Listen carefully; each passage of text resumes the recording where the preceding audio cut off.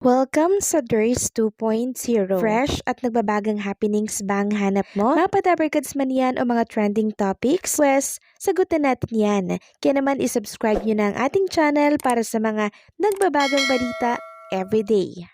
So ayan, welcome back again sa ating YouTube channel mga kadabarkads, and for today's video, ang pag-uusapan po natin napakarami, no? Ito po ay tungkol sa mga ganap sa loob at sa labas ng Eat Bulaga. So unahin natin mga kadabarkads ang tungkol dito sa kapatid po ni Atasha Mulak. 'Di ba na ipalabas na po or nagsisimula na sa TV5 yung mutya po ng Section A? Alam niyo po mga kadabarkads, nagulat ako kasi everyday trending po ang hashtag tungkol dito sa programa ni Andres Mulak, no? Sabi nga dito sa sa X, hashtag Class President Andres, 14.9k na post. Ashtin Aming Mutya, 15k post. And itong AMNSEJ First Meet, 14.8k na post. Nakaka-amaze lang itong si Andres kasi parang first time niya ata ito na acting, no, na project, pero grabe ang level up ni Andres Mulak. Kaya naiintindihan ko mga kadabarkads kung bakit gustong mag-focus po nitong si Atasha Mulak sa kanyang Baji News. Kasi syempre ang gaganda po ng mga review nitong show or programa nitong kapatid niya na si Andres Mulak. Kaya kailangan syempre mapaganda rin po ni Atasha yon. Syempre may mga netizen na hindi may iwasang ikumpara si Tash kay Andres, 'di ba? Alam naman natin ng mga Pinoy. And speaking of Atasha Mulak, ibinahagi or na-repost niya nga po yung post nitong si Chojo. Kuha to sa kanilang set. So ginagabi sila ng taping para lamang po doon sa kanyang project na Bad Genius.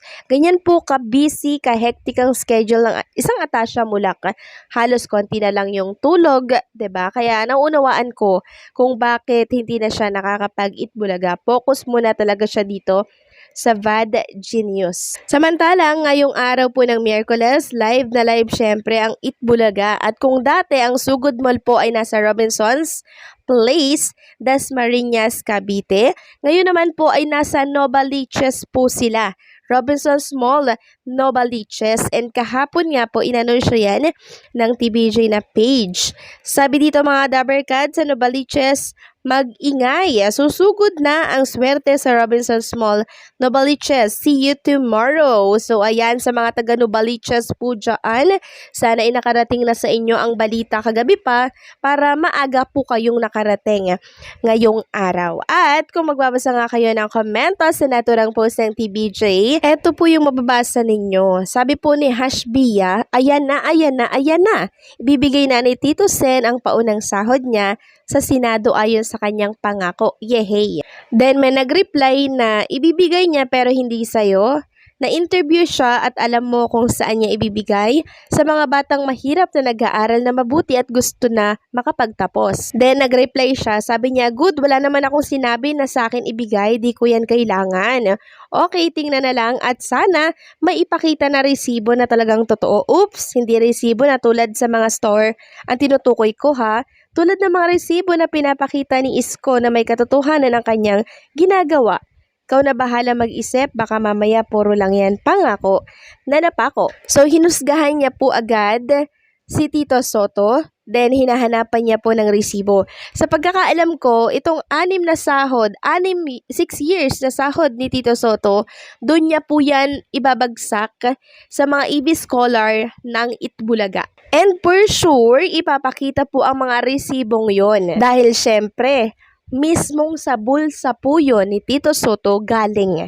Pwede niya na nga yung ibulsa pero ipapamigay niya pa at ipopondo sa EB Scholar. So marami po talaga ang kritisismo nitong si Tito Soto. So mag-antay lamang sila dahil ang Eat Bulaga po magpapakita yan ng mga resibo. At saka isa pa, alam naman natin, 'di ba, na talaga namang tumutulong ang Eat Bulaga.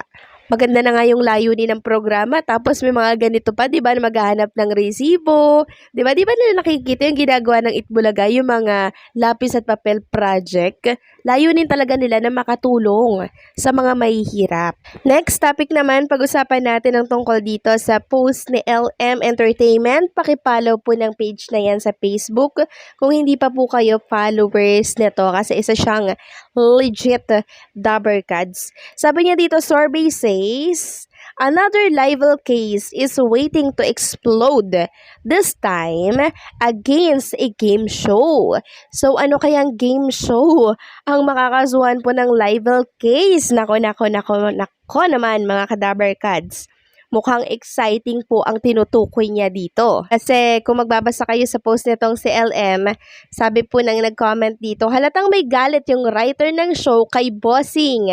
Then nag-reply si Felix, halata naman talaga yan dahil sa kagagawa ni Yap noong nakaraang buwan. Tapos nag-reply pa siya, kakampi siguro yan ni Daryl Yap. Sabi naman ni John Vincent, dapat sa All TV na lang si Ding Dong Dantes, hehehe. Sabi pa ng isa, magkasabwat sila siguro. Baka, nako mga Kadabbercads. Ano itong nasagap natin na isang show or game show ang possible na makasuhan ng libel case.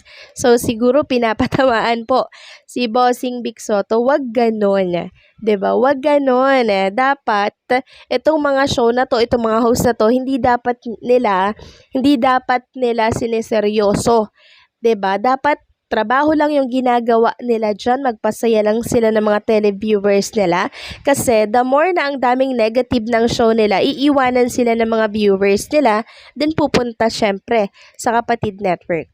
Kita nyo naman po sa survey mga Kadabbercads na umaangat na po talaga ang TV5 at yung mga viewers dumadami. Unti-unti na po nilang kinakain yung giant network audience kasi po, gumaganda yung mga programa po ng TV5, lalo na nang dumating po ang Itbulaga and syempre ang mga Dabbercads at ang TVJ, mas lalo pong umusbong yung mga audience nila.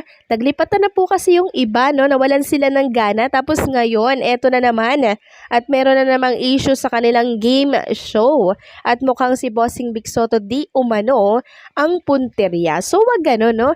Kung game show yan, edi magpasaya lang sila para nang sa ganon maganda yung rate na makuha po nila sa mga tao, hindi po ba? Pero kung punteriya po nila ay manira lamang ng mga katapatang programa at mga host dito po sa TV5, nako, wag na lamang po nila yung ituloy dahil magiging negative sila sa mga viewers na natitira po sa kanila. Yung mga viewers na nagtsatsaga, 'di ba? Kaya ngayon palang baguhin na po nila yan. Sana, 'di ba? So anong say nyo dito mga Kadabbercads?